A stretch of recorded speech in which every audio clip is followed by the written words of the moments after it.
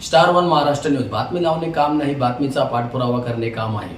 जनसामान्यांचे निर्भीड व्यासपीठ star one Maharashtra news. आजच आपल्या चॅनलला लाईक करा, सबस्क्राईब करा, शेअर करा. छळ करणाऱ्या पतीचा पत्नीने डोक्यात रॉड घालून केला खून, पाय घसरून पडल्याचा बनाव करण्याचा प्रयत्न फसला.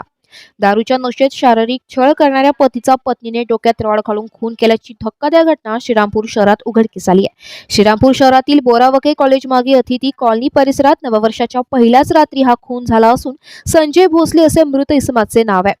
तो पाय घसरून पडून मृत्युमुखी पडल्याचं कुटुंबियांनी पोलिसांना सांगितले होते. मात्र डोक्याला गंभीर दुखापत पाहून पोलिसांनी शवविच्छेदनानंतर खुनाचा गुन्हा दाखल केला. तपासांती पत्नीने डोक्यात रॉडने मारहाण करून पतीचा खून केल्याचं उघडकीस आलंय. 31 डिसेंबरच्या रात्री पार्टी केल्यानंतर मध्यधुंद अवस्थेत पती घरी आला आणि मुलं आणि पुतण्यासमोरच पत्नीकडे तो शरीर सुखाची मागणी करू लागला. त्यावरून दोघात वाद झाले. संतापलेल्या पत्नीने पहाटे 5 वाजेच्या सुमारास पतीचा खून केला. सकाळी पाणी भरताना तो पाय घसरून पडल्याचा बनाव केला. मात्र पोलिसांनी डॉक्टरांकडून घेतलेल्या माहितीनुसार पोलिसांना सदर इसमाच्या मृत्यूबाबत संशय निर्माण झाल्याने पोलिसांनी याबाबत सखोल तपास करून सत्य समोर आणले. पोलीस अधीक्षक डॉक्टर बसवराज शिवपूजे आणि पोलीस रक्षक हर्षवर्धन गवळी यांनी पत्रकार परिषदेत याविषयी अधिक माहिती दिली आहे. स्टार वन महाराष्ट्र न्यूज साठी प्रतिनिधी रवींद्र असने, श्रीरामपूर, अहमदनगर. दिनांक 1/1/2024 रोजी श्रीरामपूर शहर पोलीस स्टेशन येथे एक ईडी दाखल झाली होती. 1/2024 संजय गौजी भोसले 40 वर्षाचा राहणारा आहे. तो वार्ड नंबर 1 श्रीरामपूर येथे त्याचा अकस्मात मृत्यू दाखल झाला होता.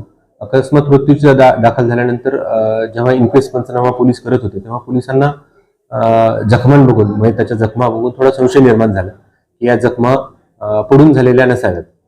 आणि त्या अनुषंगाने पोलिसांनी डॉक्टरांशी चर्चा केली आणि डॉक्टरांशी चर्चा केल्यानंतर या निष्कर्षाप्रत आले की ह्या जखमा ह्या पडून झालेल्या नाहीत. त्या अनुषंगाने संशय निर्माण झाला. संशय निर्माण झाल्यानंतर घरातील मैताची जी पत्नी आहे त्यांच्याकडे थोडी सखोल चौकशी केली. चौकशी केल्यानंतर मैताच्या पत्नीने गुन्हा केल्याची आणि तिच्या नवऱ्याला मारल्याची कबुली दिली आणि त्यावरून हा गुन्हा उघडकीस आला.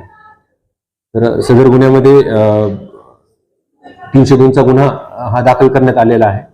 हा गुन्हा दाखल झाल्यानंतर जी मैताची पत्नी आहे तिला अटक करण्यात आलेली आहे आणि तिच्याकडून जे गुन्ह्यात हत्यार वापरलेलं होतं ते हत्यार रिकव्हर करण्यात आलेलं आहे.